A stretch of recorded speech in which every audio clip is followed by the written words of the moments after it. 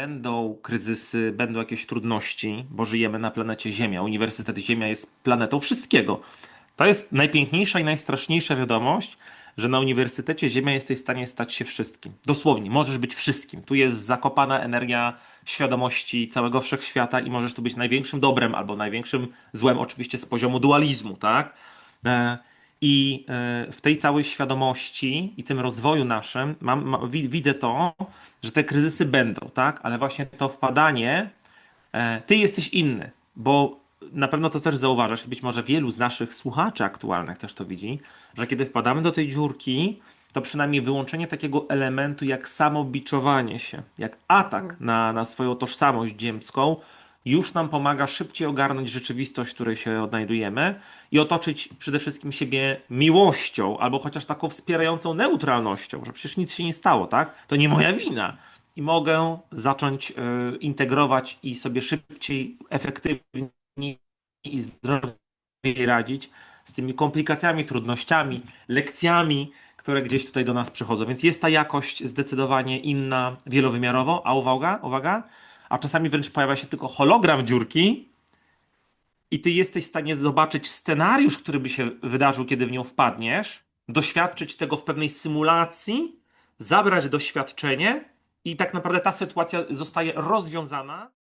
Istotne tematy: psychoterapia, las i powrót do siebie. Bardzo mi miło Cię gościć u mnie na kanale i w mojej przestrzeni. Ja się cieszę, że Powiedz, mogę tutaj z tobą, kochana, dzisiaj być. powiedz, co u Ciebie słychać? Moja droga,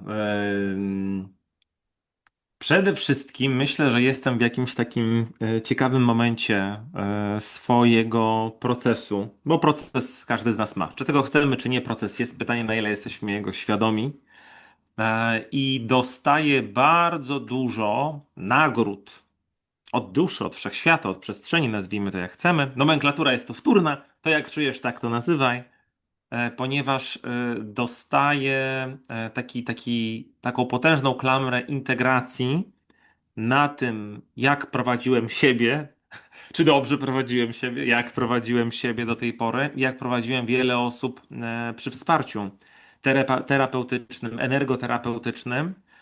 I wiele rzeczy mi się układa o mnie osobiście, co jest z jednej strony kierunkiem w jakimś takim nowym cyklu energetycznym na kolejne być może 10 lat, a z drugiej strony dostaję takie prezenty świadomościowe, że to, co odkrywałem z ludźmi na naszych wspólnych sesjach czy warsztatach, coś, co nazywaliśmy wspólnie swoimi słowami, znajduje to potwierdzenie w literaturze, tak? Literaturze, która już istnieje od jakiegoś czasu i mam wrażenie, że jestem naprawdę obdarowany wieloma e, e, błogosławieństwami świadomości, wiedzy i takiej wewnętrznej integracji.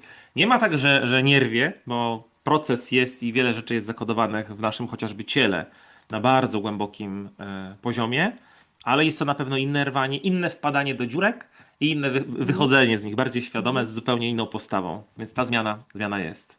Kozowski nie Mhm, potrafi inaczej odpowiedzieć, jak się pyta go, co słychać. mhm, mhm. Dziękuję, że jesteś. Jeżeli to wideo porusza coś ważnego w tobie, daj znać w komentarzu poniżej. Twoja perspektywa jest dla mnie ogromnie cenna. A jeżeli uważasz, że treści, które tu publikuję, są wartościowe, podziel się nimi z innymi, zostaw lajka i zasubskrybuj mój kanał. Więcej znajdziesz w opisie pod tym wideo. Miłego oglądania. A czy masz też takie wrażenie, bo ja widzę po swoim procesie, że to wpadanie do dziurek jest krótsze, te dziurki są mniejsze, albo przynajmniej jakby zawczasu się łapie tego gdzieś tam kantu, żeby nie wpaść jeszcze głębiej. Nie wiem, czy ty też tak masz. 100% i to też przychodzi taka być może mądrość 40-latka, mądrość życiowa 40-latka, że w życiu będą kryzysy, będą jakieś trudności, bo żyjemy na planecie Ziemia. Uniwersytet Ziemia jest planetą wszystkiego. To jest najpiękniejsza i najstraszniejsza wiadomość, że na uniwersytecie Ziemia jesteś w stanie stać się wszystkim. Dosłownie, możesz być wszystkim. Tu jest zakopana energia świadomości całego wszechświata i możesz tu być największym dobrem albo największym złem, oczywiście z poziomu dualizmu, tak? E, w tej całej świadomości i tym rozwoju naszym widzę to, że te kryzysy będą, tak? Ale właśnie to wpadanie, ty jesteś inny, bo na pewno to też zauważasz i być może wielu z naszych słuchaczy aktualnych też to widzi, że kiedy wpadamy do tej dziurki, to przynajmniej wyłączenie takiego elementu jak samobiczowanie się, jak atak na swoją tożsamość ziemską, już nam pomaga szybciej ogarnąć rzeczywistość, w której się odnajdujemy i otoczyć przede wszystkim siebie miłością, albo chociaż taką wspierającą neutralnością, że przecież nic się nie stało, tak? To nie moja wina. I mogę zacząć integrować i sobie szybciej, efektywniej i zdrowiej radzić z tymi komplikacjami, trudnościami, lekcjami, które gdzieś tutaj do nas przychodzą. Więc jest ta jakość zdecydowanie inna, wielowymiarowo, a uwaga, a czasami wręcz pojawia się tylko hologram dziurki i ty jesteś w stanie zobaczyć scenariusz, który by się wydarzył, kiedy w nią wpadniesz, doświadczyć tego w pewnej symulacji, zabrać doświadczenie i tak naprawdę ta sytuacja zostaje rozwiązana.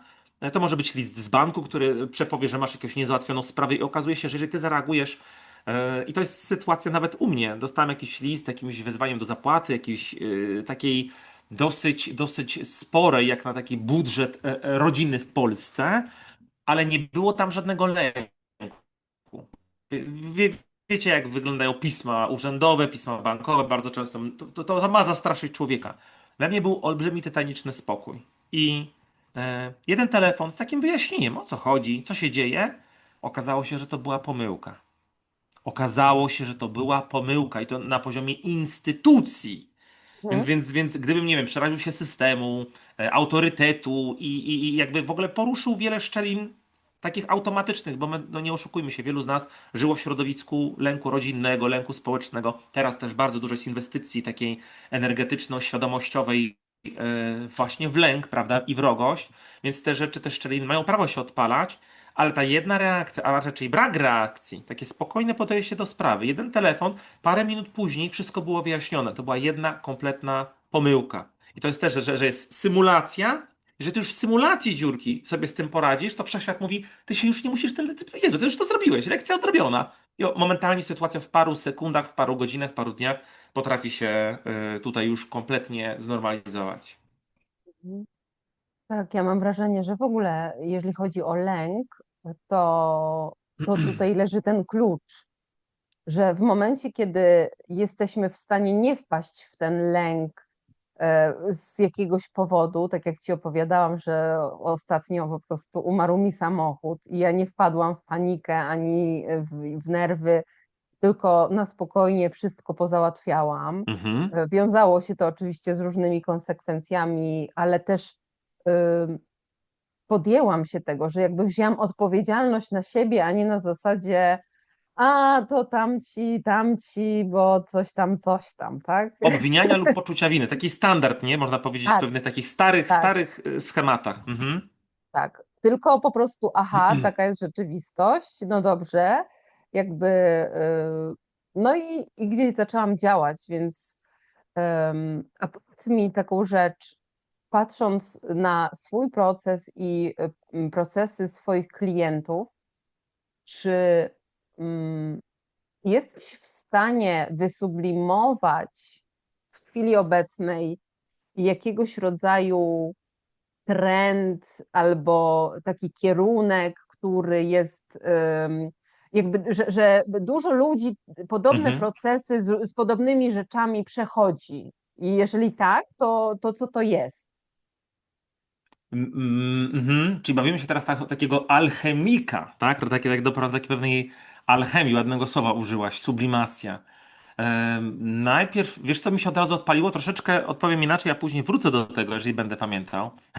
Bo powiem, że są jakby, można powiedzieć, dwie drogi. Gdy pracuję jako psychoterapeuta, tu najczęściej przychodzą ludzie, którzy są bardzo pomrożeni, nie tylko przez jakieś trudne sytuacje z przeszłości, które im wywalają, albo przez takie bycie przerośniętym nagromadzeniem bądź intensywnością sytuacji z teraźniejszości. jest grupa osób, która potrzebuje wsparcia i zgłasza się po wsparcie psychologiczne, terapeutyczne, ale są bardzo też pomrożeni na poziomie percepcji ego. Tutaj funkcjonuje ich świat. I tu procesy zazwyczaj trwają dłużej, ponieważ jest tam głęboki brak zaufania do samego siebie, właśnie brak wiary w siebie, brak poczucia albo zaniżone poczucie wartości własnej, mnóstwo elementów, które uderzają człowieka i ten proces się wydłuża. A co zauważymy a propos tej sublimacji? Bo są osoby, które no, też doświadczyły na przykład jakiegoś dramatu, ale są otwarte na to, że prowadzi je intuicja, że ufają sobie, że mają takie, nabierają albo nauczyli się, bo byliśmy wytresowani jednak do warunkowej miłości, a my się uczymy, oduczamy się warunkowej miłości, a uczymy się warunkowej, przypominamy sobie, to jest dobre słowo, przypominamy sobie miłość bezwarunkową do siebie i do świata, to osoby będące w tym polu, można wręcz mówić o pewnych przeskokach świadomościowych. Te procesy są dużo krótsze. Czasami to jest wręcz jedno spotkanie, gdzie osoba ma prawo nie widzieć wszystkiego, bo emocje jednak przygniatają, zabarwiają. Ta percepcja nie jest taka klarowna, a jedno spotkanie w takim poczuciu zrozumienia, empatii, współczucia, braku oceniania, kiedy ty jesteś tylko lustrem. To jest naprawdę bardzo wdzięczna praca, kiedy ty jesteś po prostu empatycznym lustrem, troszeczkę bardziej rozświetlonym niż człowiek był przed spotkaniem i osoba jest w stanie siebie przeczytać, siebie zobaczyć w tobie. I tutaj są prawdziwe skoki świadomości, więc jakby pierwszą taką różnicą w ogóle widzę, to jest jakby, można powiedzieć, dwa podejścia, kiedy osoba jest bardzo jeszcze poblokowana, jej świadomość, nie ma świadomości, że jest świadomością, która mieszka w ciele, która ma ego, prawda, te wszystkie mechanizmy, protokoły bezpieczeństwa, a jest ogromna, tytaniczna różnica, gdy osoba już ma świadomość, że jest żywą jaźnią i ma te mechanizmy ego, no ma tę percepcję, bo nie oszukujmy się, ego nam pomagało wiele lat przetrwać, przeżyć w różnych nieadekwatnych sytuacjach rodzinnych, społecznych. Ono było naszym nauczycielem i naszym takim opiekunem, tak? Tylko, że później coś, co było strategią przeżycia, przetrwania, zmieniło się w styl życia, który no, nie do końca nam się musi podobać. Więc pierwszym takim jakby trendem, mogę powiedzieć, są trendy świadomościowe. Czyli ktoś, kto jest jeszcze bardzo uzależnia swoją jaźń od procesów ego, umysłu, i osoba, która wie, że jest świadomością i wie, że to ego w niej mieszka, które czasami ewentualnie przejmuje kontrolę. Więc widzę to, a myśląc tak bardziej globalnie, to jesteśmy w momencie schodzenia i to też ludzie mi piszą bardzo dużo i na sesjach to wychodzi. E, Schodzimy do podziemi. Tak, to jest ten moment. Jesteśmy cykliczni, czy tego chcemy, czy nie jesteśmy otuleni, funkcjonujemy wraz z cyklicznością natury. I wystarczy spojrzeć, jak funkcjonuje drzewo, i od razu będziesz mieć zrozumienie, jak funkcjonuje człowiek. Schodzimy do korzeni.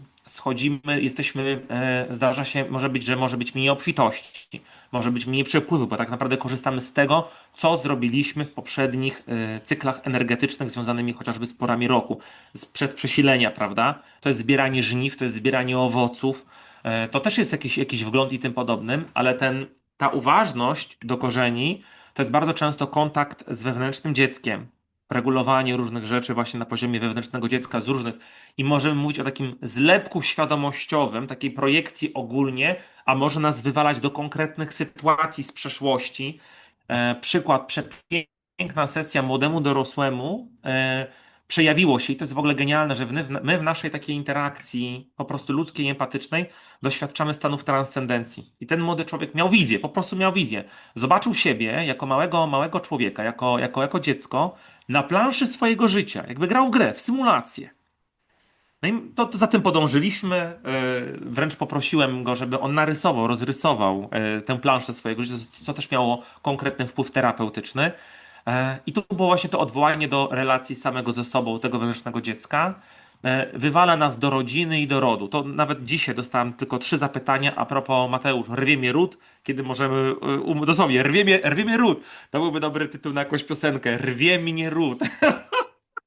Taką folk punk rockową, nie? Rwie mnie ród. Więc podsumowując, to jest wewnętrzne dziecko, jego zlepek jaźni, bądź też konkretne sytuacje rodzinne, relacyjne, rodowe i zarówno z przeszłości, jak i z teraźniejszości. Nie bez powodu mieliśmy dziady, mamy 1 listopada, Samhain i różnego rodzaju celebrowane święta, które są kontaktem z przodkami. To jest naturalne. Ludzie od zawsze wiedzieli, co się dzieje energetycznie i poddawali się temu, jak ten rytm będzie nazwany lub zmanipulowany. To jest moment zejścia do korzeniu, kontaktu z tym, co w środku i od tego wewnętrznego dziecka po ród. To są najczęstsze tematy, ale pamiętajmy, że są też cykle urodzinowe, są rzeczy, cykle kosmiczne, które też mogą Mhm. prowokować inne rzeczy, ale to jest taki, można powiedzieć, trend, jak to ładnie nazwałaś. Mhm. Mhm. Super. A powiedz mi, jeszcze wracając do tego, bo powiedziałeś o dwóch typach ludzi, o tych, którzy są bardziej w głowie i którzy są Mhm. bardziej świadomi, że są jaźnią. Tak, E, tak. Jakby, czy pytałeś, jak ci ludzie do tego doszli? Właśnie jak można dojść do tej świadomości jaźni? Także czy też jest jakaś droga? Bo myślę, że to jest ciekawe do dowiedzenia się. Nioch, nioch, E, nioch. Nioch, nioch, nioch.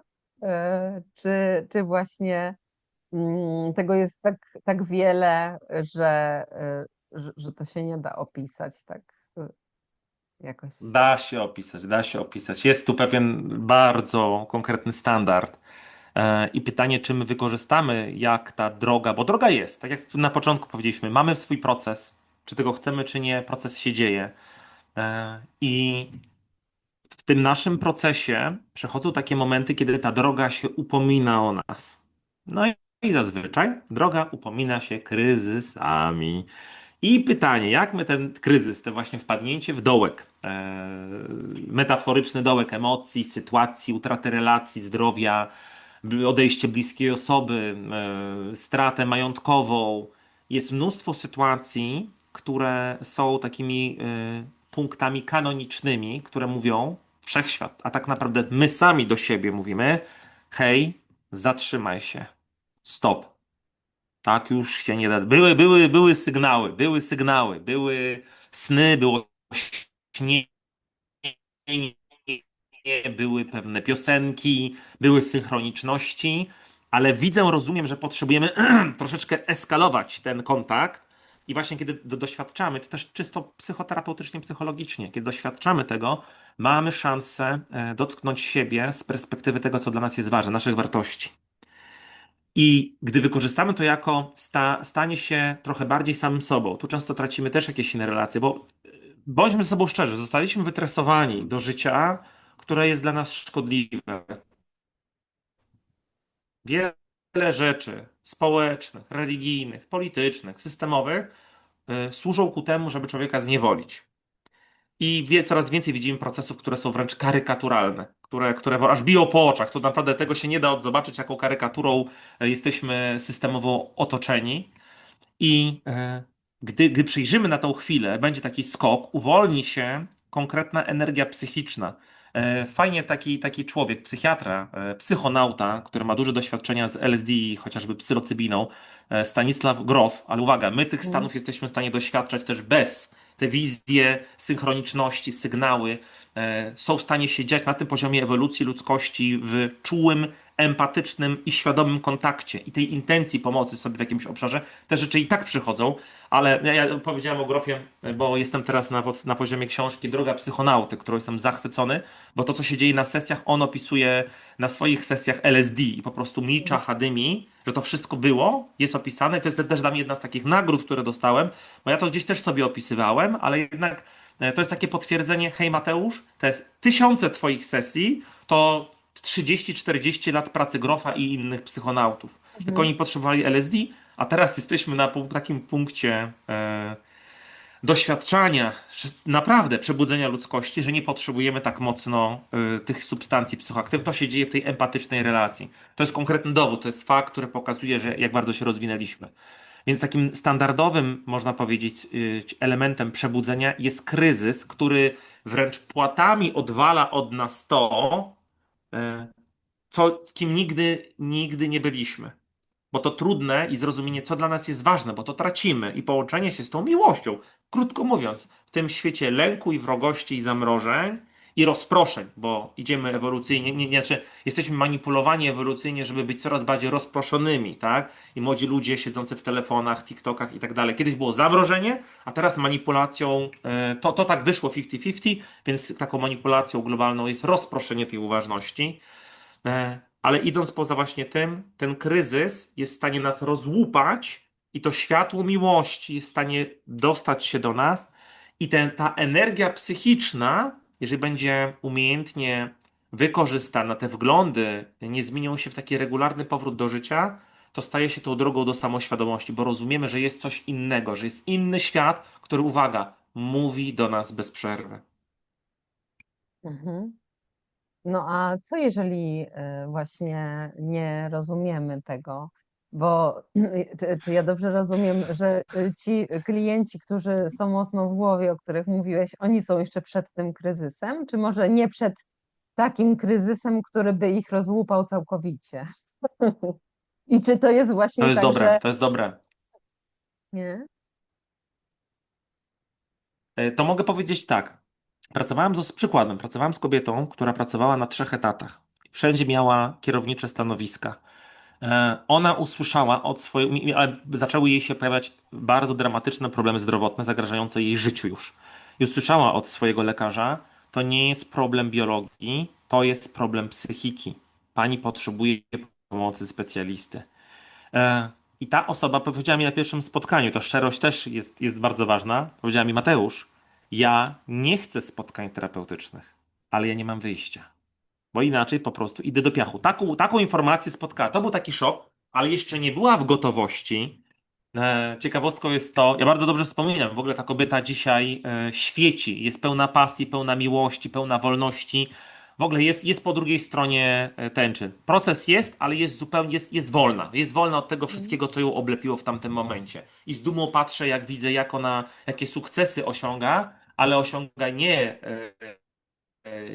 niewolniczą pracą i zmuszaniem siebie do robienia różnych rzeczy i przebywaniem w chorych systemach, tylko robi to z wolności, z miłości i z radości, więc zupełnie inny jest pułap tutaj. I tam my pracowaliśmy nad tą gotowością. Czyli jakby były już kryzysy, ale ona nawet wspomniała, ona nie była gotowa tego, więc najpierw była praca, trochę rozmiękczanie tych struktur, tak? Czy jest to możliwe, żeby te struktury rozmiękczać, ale znowu musi być, przynajmniej chcę. I tu mogę taki dać krótki model, bo bardzo często ludzie przychodzą, wysyłają kogoś do mnie na psychoterapię. To jest najlepsze, nie? Proszę mi naprawić męża, proszę mi naprawić dziecko. Często jest tak, że to nie chodzi w ogóle o naprawienie dziecka, że to rodzina jest dysfunkcyjna, ale tak wiecie, papierkiem lakmusowym jest dziecko, więc naprawmy dziecko, nie? Nie. Cała rodzina to potrzebuje. Ale żeby doświadczyć takiego realnego uzdrowienia, po pierwsze, potrzebujemy widzieć, że gdzieś jest problem, coś tam nie gra. Większość osób żyje w takich automatyzmach, albo ich normalność jest przepełniona różnego rodzaju problemami, ale oni myślą, że taka jest rzeczywistość. Wystarczy pójść do jakiegokolwiek sklepu, zobaczyć, jakie są artykuły pierwszej potrzeby, nie? Woda, faje, a poniżej cukier. Dziękuję. Największe substancje uzależniające. Czy to jest normalne? To nie jest normalne. To jest, co system proponuje, prawda, żebyśmy traktowali jak paracetamol emocjonalny. Ale to jest dla jakiegoś tam algorytmu na planecie Ziemia, to jest normalne, tak? Więc pierwsza rzecz potrzebuje, pierwszy filar, zobaczyć, że jest problem. Uznać, tak, to jest problem, co się dzieje. Przemoc w związku, alkohol i tak dalej, i tak dalej. Jest problem. To jeszcze nie znaczy, że jesteś gotowy. Problem, zaczynacie mielić, pojawia się chcę. Ja chcę to, ja już nie mogę, to mnie męczy, ja już żygam tym, nie wiem jeszcze jak, ale chcę. I to jeszcze nie jest ten moment.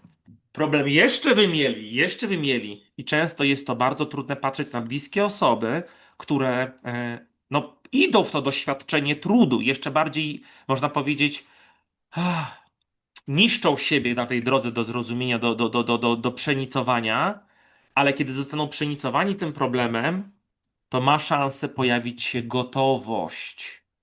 Czyli ja jestem gotowy. Te moje struktury ego, te moje struktury cielesne, tak zostały, można powiedzieć, porażone, że zaczynam się otwierać swoją miłością i świadomością tak naprawdę nie na terapeutę, ale na samego siebie i pracę ze sobą.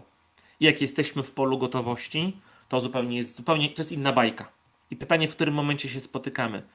Pracujemy, ale ty nie widzisz problemu. Pracujemy, problem cię męczy, ale ty nie chcesz zmiany. Chcesz już zmiany, ale jeszcze szukasz, nie wiesz jak, i to jeszcze nie jest takie oczywiste, czy jesteś gotowy do zmiany. Bo osoby, którzy są gotowi, już zostali wymemłani przez ten problem, przez to wyzwanie życiowe, to też jest dużo szybsza, efektywniejsza i jeszcze pełniejsza świadomości i miłości praca. Ja mam też wrażenie i z własnego doświadczenia widzę, że ta gotowość na to, żeby już ten problem porzucić i zmienić coś, to jest dopiero ten moment, kiedy kryzys dopiero się rozpoczyna. Czyli jakby wszystko się wywraca nagle, tak?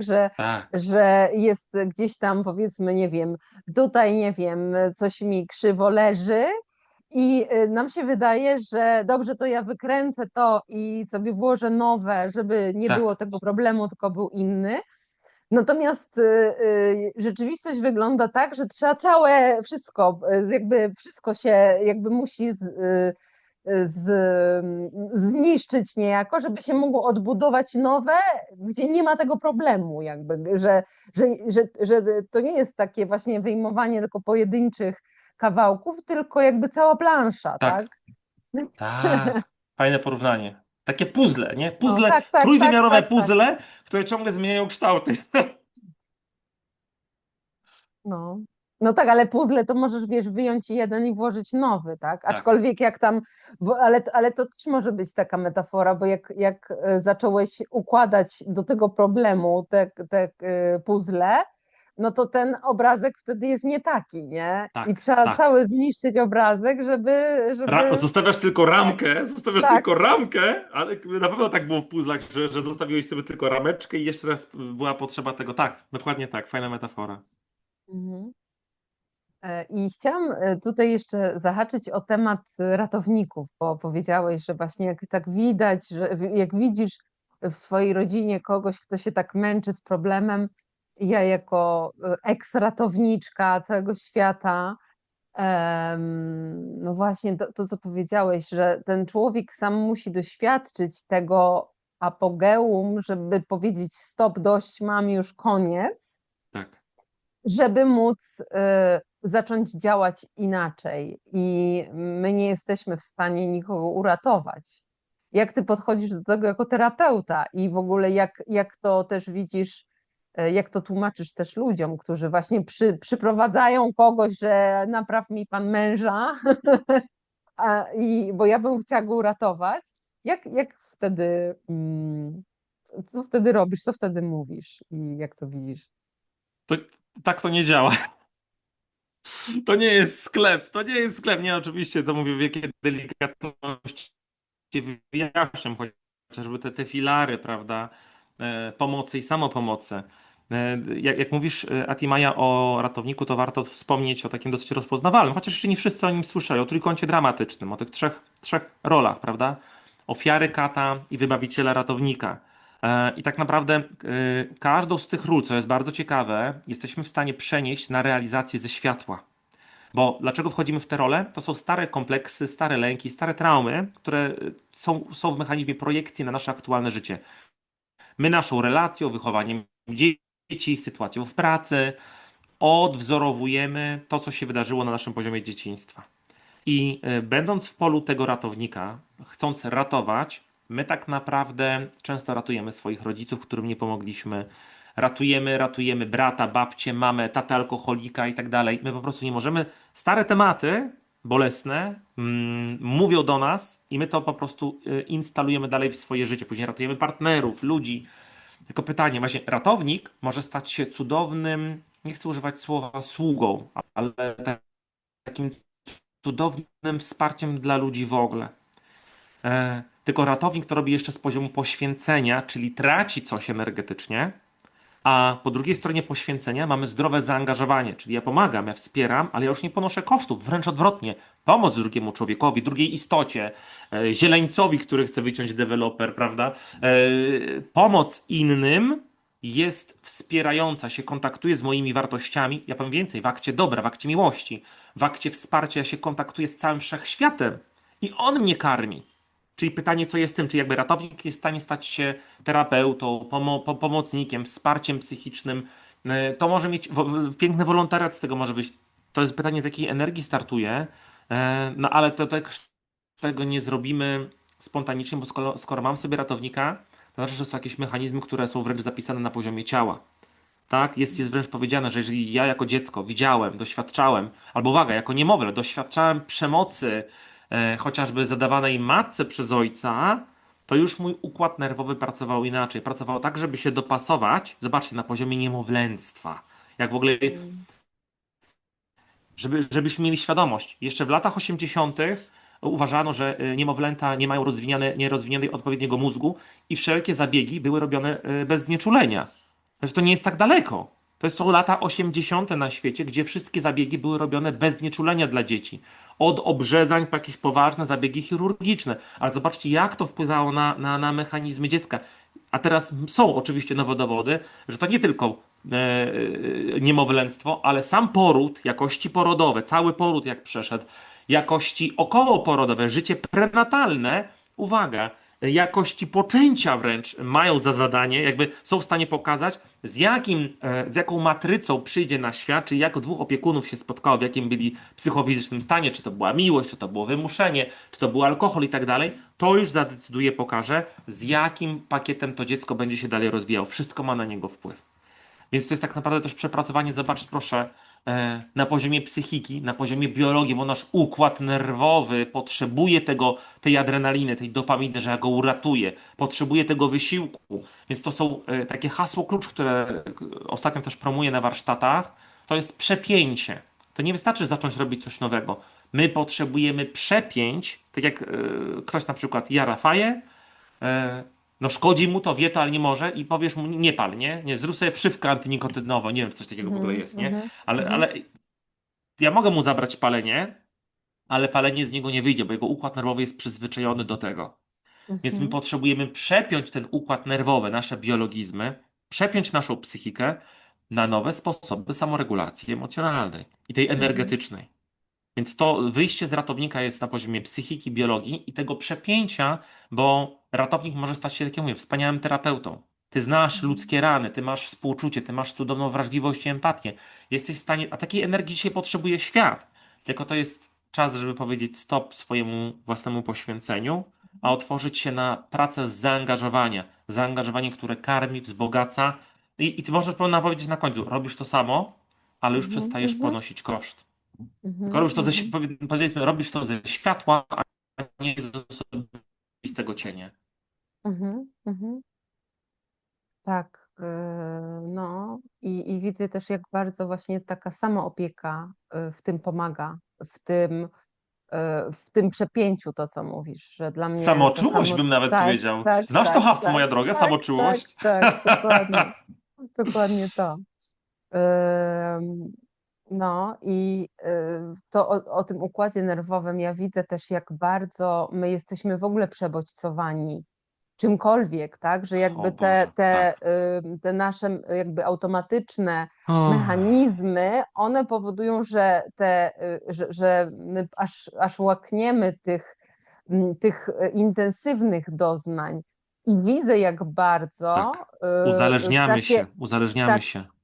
ale jak bardzo też takim leczącym, wspierającym, uzdrawiającym jest ta delikatność, której się uczę cały czas, tak? Bo ja też przez bardzo długi czas tak oj, tutaj mocniej, dłużej, coś tam, wiesz, a wytrzymam, dam radę, nie? A tak naprawdę ta delikatność, Mhm.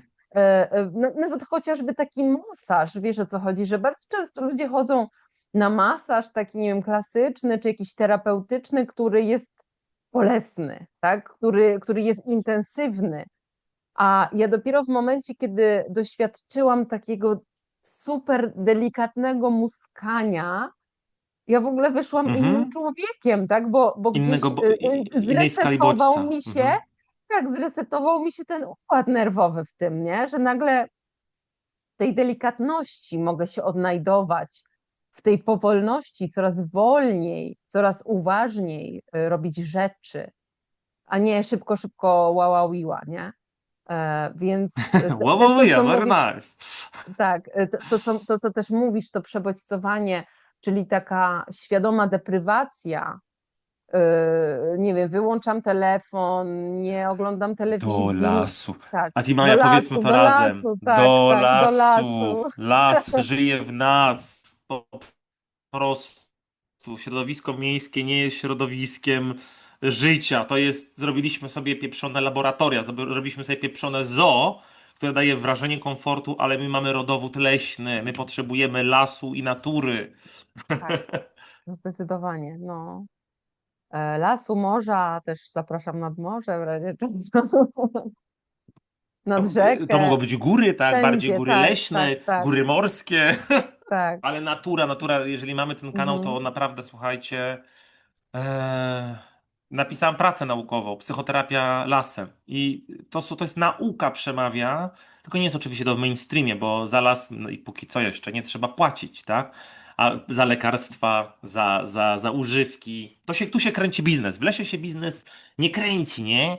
mhm, Więc to nie będzie nigdy w mainstreamie, ale są konkretne naukowe badania, że twoje zdrowie psychiczne i fizyczne jest po prostu uzależnione od przebywania w naturalnych przestrzeniach.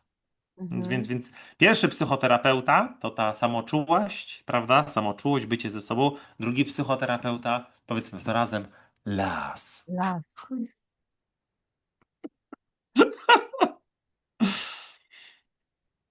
Tak, no dobrze. A jakbyś coś opowiedział o tym, o tej twojej pracy? Y, czy ona już jest jakoś oficjalnie? Ta, czy jeszcze nie? Czy właśnie można już mówić coś o tym? Czy co wywnioskowałeś z tego, jeżeli można wiedzieć? I jak to, i co to robi? Co robi las? Y, dobra. Bo to była moja praca na obronę magisterską właśnie z dziedziny psychologii.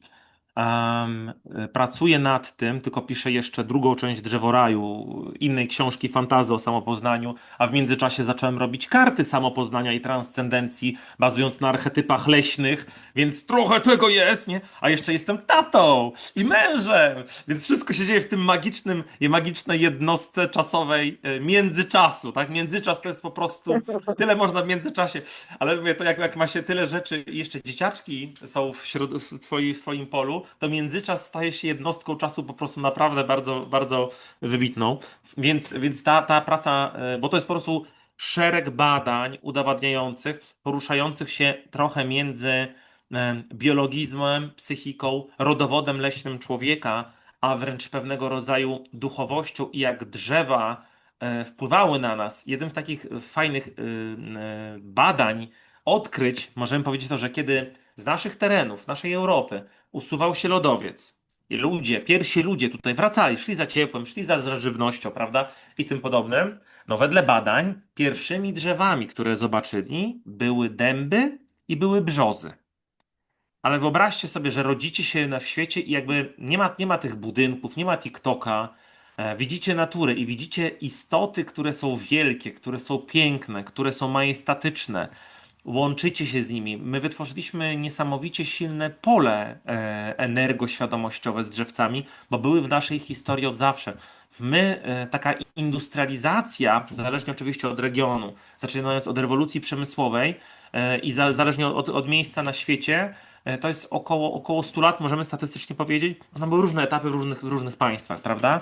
To takie wywłaszczenie, można powiedzieć, natury i ta denaturalizacja następuje tak naprawdę intensywnie, niestety z tendencją powiększającą się od niecałych 100 lat, mniej więcej 100 lat. Czyli zobaczmy, ile generacji wcześniej żyło w tym od okolicy pól, łąk, lasów. Teraz tego jest coraz mniej. Wyobrażacie sobie, że są dzieci, które na przykład nigdy nie były w lesie? Jesteście sobie w stanie wyobrazić, że są dzieci, które nigdy nie były na przykład na wycieczce w lesie. Mi mózg po prostu wysiada. Więc zobaczcie, jak my się oddaliliśmy od tego. E, i jest mnóstwo tam, tak jak mówię, nasz rodowód za tym przepowiada. Chemia lasu. Las komunikuje się ze sobą też chemią i na przykład kiedy jedno drzewo chce ostrzec swoje siostrzyczki i braciszków, że hej, jakaś lipa powie, zaatakowała mnie mszyca. czy jakiś inny Gnojus padawianus na przykład, prawda? Zaczyna wysyłać fitoncydy. Fitoncydy. Mhm. Mhm. Fitoncydy pomagają pozbyć się tej zarazy, która oblepiła drzewo, ale jednocześnie wysyłają sygnał biochemiczny do innych rzeczy, czyli nie tylko komunikacja mikoryzą, grzybnią w korzeniach, komunikacja biochemiczna powietrzem i uwaga, no, piękno lasu, piękno natury. My wdychając fitoncydy, czyli coś, co jest naturalną komunikacją, systemem obronnym drzew, to tak jakbyśmy jedli czosnek. Mhm. Wspieramy nasz układ odpornościowy, walczy z Mhm. drobnoustrojami, wirusami, bakteriami i tak wystarczy wdychać las. Więc słuchajcie, moi Mhm. drodzy, nie bójmy się pójść nawet do parku, znaleźć stary dąb, znaleźć starą sosnę, tak? Wściubić swój nos w jakąś szparę kory i po prostu głęboko, głęboko się zaciągnąć 10-15 razy. To oprócz takiej Mhm. ćwiczenia uważności, pewnego spokoju i tak dalej, nawdychacie się fitoncydów, czyli naturalnego środka zabezpieczającego wasze zdrowie. I Mhm. tych badań było mnóstwo, ale jakby jeszcze powiem jedno badanie, już się zamknę, obiecuję. Badanie przeprowadzone w Danii na, uwaga, 900 tysięcy dzieci od momentu narodzin do 10 roku życia. No, takich badań potrzebujemy. To są tytaniczne, długofalowe, na bardzo dużej próbce ludności. I krótka piłka. Dzieci, które wychowywały się w pobliżu terenów zielonych, miały, Mhm. uwaga, o 70% mniej psychos, 20% mniej schizofrenii, 20% mniej depresji. I w drugą stronę, dzieci miejskie częściej chorowały w tym wieku 0 do 10 lat na choroby psychiczne. No to sorry. Chyba więcej nie trzeba. Do lasu. Zapraszamy do najbliższego lasu. Tak, tak. Sesje z terapeutami drzewnymi. Super, super. No tak. A jakbyś, bo do mnie ostatnio też mocno mówią dęby i Mm. często się spotykam z dębami. Tam, gdzie mieszkałam i się przeprowadziłam, były dwa ogromne, ponad 300-letnie dęby i się z nimi Ach, ostatnio ach, właśnie ach. pożegnałam. Ale mam tutaj też, gdzie teraz jestem, też mam taki dąb w pobliżu. Właśnie jakbyś Mhm. opowiedział o magii dębu, bo ty też lubisz O. dęby, z tego co wiem. Tak, tak, bardzo kocham dęby i dęby generalnie. Fajnie powiedzieć o tym, bo są o tym też książki naukowe, które pokazują, że wiele kultur, niezależnie od siebie, nie mając takiego kontaktu, jak my mamy dzisiaj globalnie ze sobą, budowało bardzo podobne mity, folklor wokół tych samych drzew. I na przykład nasz dąb był gromowładny. Zeus, Perun, Thor, im był poświęcony bardzo często dąb. Tak? Galowie czcili dąb i wyczuwali w nim delikatność i energię kobiecą, ale Galowie w ogóle byli Hmm. kulturą matriarchalną. Tam, gdy rodziła się dziewczynka, to było święto, bo to znaczyło, że plemię przetrwa, że ród Mhm. przetrwa. Prawda? Więc zobaczmy, że była inna kultura z zupełnie innym podejściem. Narodziny dziewczynki oznaczały kontynuację, że my będziemy dalej istnieć. I w ogóle jest to piękne, nie? Powiedzmy sobie, że jest to piękne, bo no, żyjemy w ściemiężałym patriarchacie i nie jest to do końca. Widzimy, jak świat funkcjonuje w takim technokratycznym patriarchacie.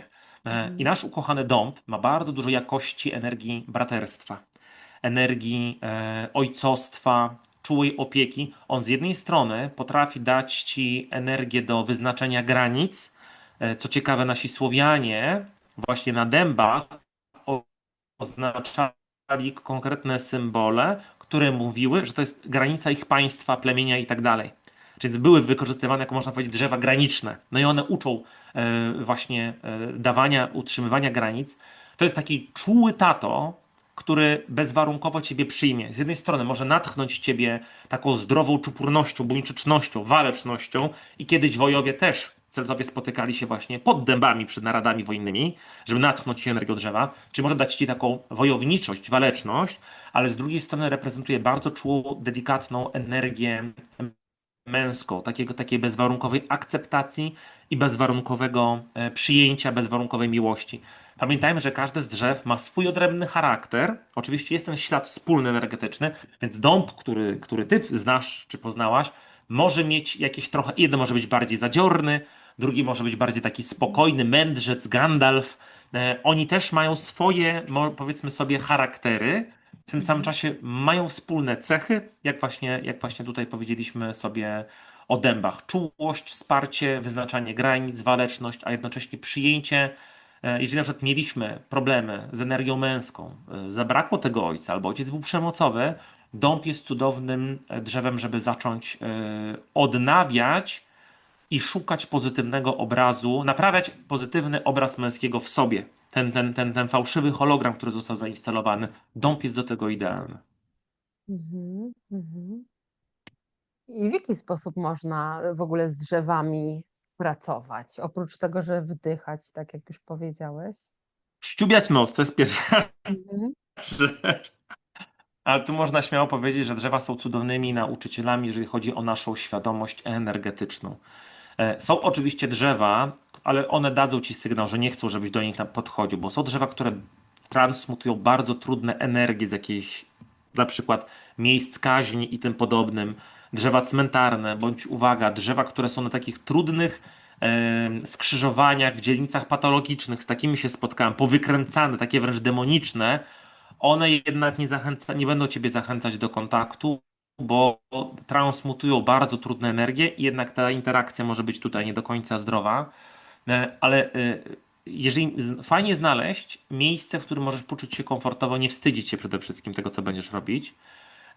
W takim utopijnym scenariuszu zdejmujesz buciki i na bosych stópkach jak Jezusek chodzisz po polance, prawda, po ziemi, po lesie i tak dalej.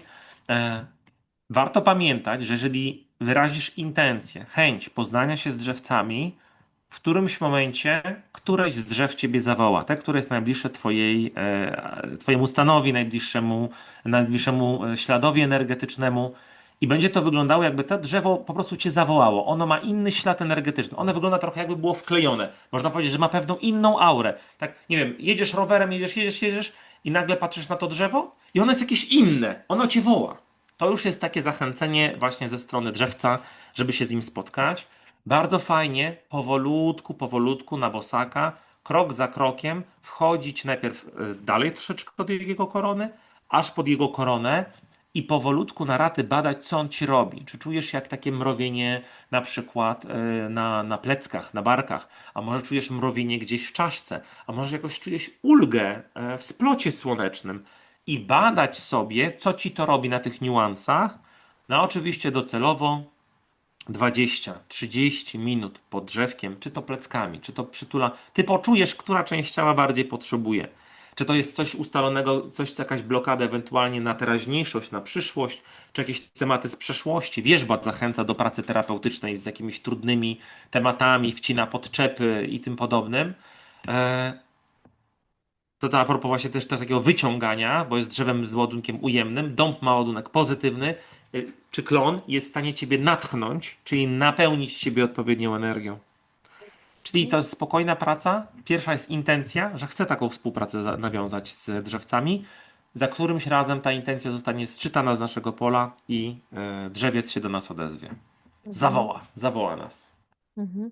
Ja w ogóle też zauważyłam, że im więcej rozmawiam z roślinami, w sensie ja po prostu do nich mówię, Pięknie. witam się, w ogóle też mam taką drogę, którą jeździłam, teraz już pewnie rzadziej będę nią jeździła, ale po drodze są takie też ogromne kilka dębów i ja zawsze Mm, im macham i mówię dzień dobry i Wspaniale. pięknego dnia i tak, więc to też jest takie ciekawe, że ja po prostu zaczęłam do nich mówić i, i one potem się otwierają właśnie jak do nich zaczynasz mówić. Że to nie będzie tak, że ja nie umiem jak rozmawiać z drzewami, nie? Że to jakby to trzeba najpierw jakby zacząć tę rozmowę i chcieć słuchać też wtedy. Tak, tak, ale to też jest, zobacz, pewien specyficzny stan psychofizyczny, tak? Mhm. którego potrzebujemy, ale zacznijmy od tej intencji. Ja chcę nawiązać komunikację z drzewami. A żeby udowodnić, że drzewa reagują, to powiem jeszcze, pozwól jedną rzecz. Kiedyś podczas spotkania, takiego cudownego spotkania w Anglii, Plemienia Światła, z Polakami, Mhm. organizowanymi przez Monikę Chambley, robiłem taki warsztat mini-terapeutyczny z urządzeniem PlantWave. To urządzenie Mhm. podłączamy pod liście, prawda, bądź też jakiś miąższ, wilgotną część drzewa. I do aplikacji wysyłane są elektroimpulsy, które to drzewo produkuje. I to jest zmieniane w muzykę, czyli jesteśmy w stanie usłyszeć muzykę drzew. I takim pięknym przykładem, właśnie czy drzewo reaguje, czy to w ogóle ma sens. Urządzenie było przypięte gdzieś pod koroną. To była jakaś sosna arktyczna, jeżeli dobrze pamiętam, w Arboretum w Anglii. E, Było to podpięte zupełnie gdzieś indziej, leżało sobie spokojnie, więc nikt nie mógł tego dotykać. I ta sosna arktyczna była jakimś takim dosyć starym okazem, prawda? I robię taką melodię. Taką monotonną. No dobra, w porządku, nie? Taka wyciszająca, taka czuć było takie pewne zmęczenie materiału. Ale uwaga, spontanicznie jedna z dziewczyn, z córek jednej z osób, Iza, 16-letnia, postanowiła się przytulić do pnia. Uwaga, uwaga. Gdy Iza przytuliła się do pnia, który był niezależnie kilka metrów w odległości od urządzenia nikt nie dotykał, ta sosna arktyczna się rozśpiewała. To były całe, wszyscy po sobie patrzyli, to były całe melodie. Ta sosna zareagowała na dotyk, na bliskość tej 16-letniej Izy. Mhm. Iza z nią pobyła, odeszła i tak po paru sekundach wróciła do dźwięku.